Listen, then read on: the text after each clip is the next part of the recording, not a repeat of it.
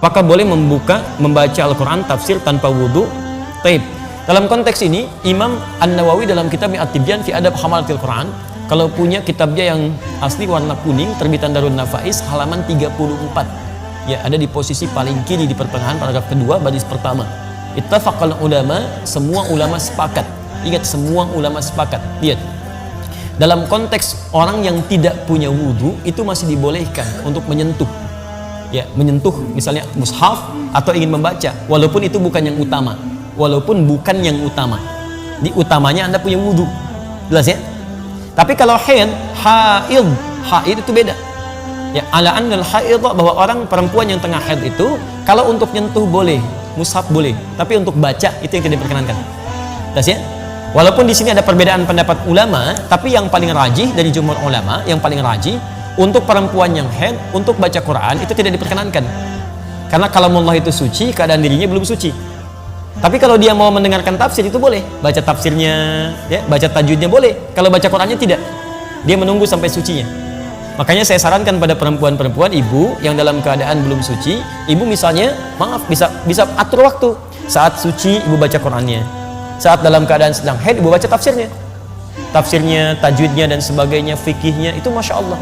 Dan berita baiknya, ketika ibu beramal dalam keadaan sucinya, kemudian saat sedang tidak suci amal itu nggak dikerjakan, itu otomatis pahalanya tetap mengalir, Bu.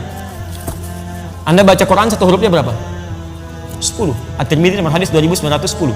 Man qara'a harfan min kitabillah falahu asyru hasanat. Siapa yang baca satu huruf dari Al-Quran, kitabullah, dapat 10 kebaikan. Ibu baca saat suci. Begitu saat haid, ibu nggak baca, ibu baca tafsirnya. Itu pahala kebiasaan ibu baca Al-Quran dituliskan seketika, sempurna pahalanya. Tuliskan setiap yang biasa dalam keadaan sucinya. Itu hadisnya sahih. Hadisnya sahih. Baik, ibu ambil contoh. Para ulama di sini berhukum ketat, Bu, ya. Kalau ibu contohkan, jangan mengambil dari ayat-ayat Qur'annya. Atau ada yang kedua, memberikan solusi, tidak diniatkan untuk membacakannya, tapi diniatkan untuk mengajarkannya, bukan dalam konteks membaca. Ada yang ngambil jalan tengah itu. Baik, ya. Allah Ta'ala a'lam bissawab. Sebentar ya, saya bacakan di sini supaya teratur bacanya. Ya, nanti ibu angkat, sana angkat, sana angkat, sana angkat, saya pulang. Bismillah.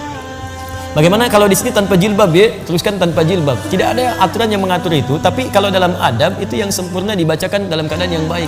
Ya, yang perempuan berwudu dulu dan kenakan jilbab yang baik, menghadap ke arah kiblat. Itu adabnya ada. Kitab Imam An-Nawawi itu bagus sekali mengaturnya. Sehingga ketika kata para ulama itu begini, rasakan ketika membaca Quran seperti benar-benar Anda membaca kalamullah, firman Allah.